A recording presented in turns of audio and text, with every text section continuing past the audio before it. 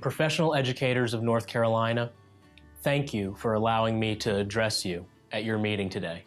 I'm sorry I cannot be there in person. I'm actually in Atlanta right now learning about best practices for digital learning, learning how we can implement technology in the classroom to enhance your teaching, to empower students, but without adding extra burdens on you. I'm Mark Johnson. I'm the new North Carolina Superintendent of Public Instruction, and I am honored to be able to represent you in Raleigh. I've already met with your leadership to seek their feedback and input, and I want to hear your feedback and input too, so that we can once again make the teaching profession the most desirable place for our top candidates in college and for people from other professions to come in to help take some of the burdens that we keep putting onto you. I'm extremely passionate about education. My grandfather grew up dirt poor. He didn't graduate from high school, but by pulling himself up by his bootstraps, he provided for his family the opportunities that he didn't have himself. I took that to heart. I knew that the work I put into my K through 12 years, the help I received from teachers, would really determine what kind of work I would do for the next 40 or 50 years of my life. But I was also taught that not everyone in this country has that opportunity. I wanted to do something about it. Like you, I was motivated to go into the classroom, and I taught at West Charlotte High School. West Charlotte High School's a very tough place to be a teacher, but it's an even harder place to be a student. I know that you know the stories that my students faced. Some came to school hungry, and if they didn't eat breakfast at school, they weren't going to eat that morning. One student lived in a motel, and it could be a different motel each week. And in my second year of teaching, I had the heartbreaking experience of finally motivating my 16-year-old ninth grader to join with the class and do the work, just to find out that he was reading on a 5th grade level. That made me angry. It made me want to do something about it from the policy side. It made me want to come to a position where I could say we need to support teachers in the classroom so they can support their students. I ran for school board, and I rolled up my sleeves and started working there. And I heard from so many parents and educators about their frustrations of not being feeling like they were heard in Raleigh. So I decided to run for this office, and now I'm here.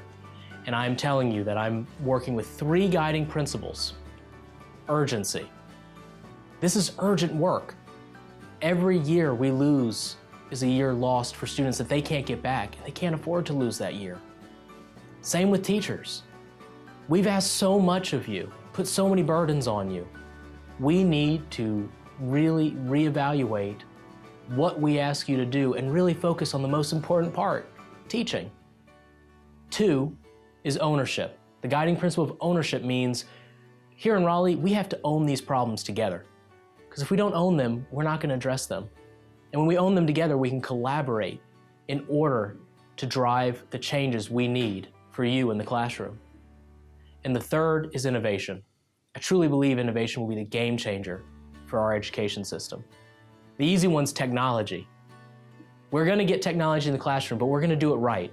We're not going to throw more shiny objects at you and put more burdens on you and say, here, go do this.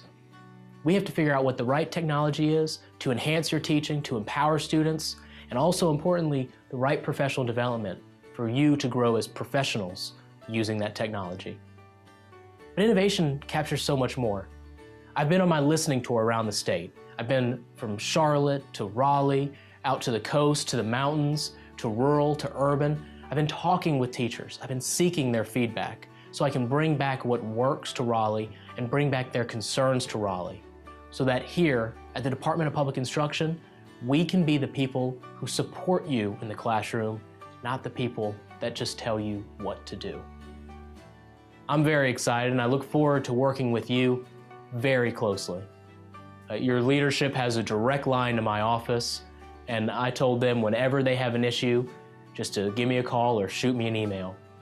And I plan to meet with them regularly. So please, if you have a concern, let us know. Or let the leadership know, and when we meet regularly, we'll talk about those. And remember, we're working with urgency here. You have one of the most important jobs in our society. All learning occurs in between the teacher and the student. And that's the most important relationship that I want us to focus on here in Raleigh. So I'll end with this.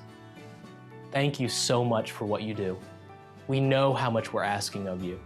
We know that there are changes that we must make in order to help the teaching profession.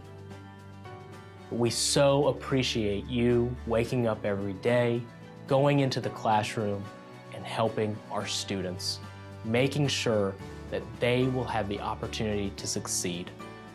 And so thank you. From the bottom of my heart, thank you.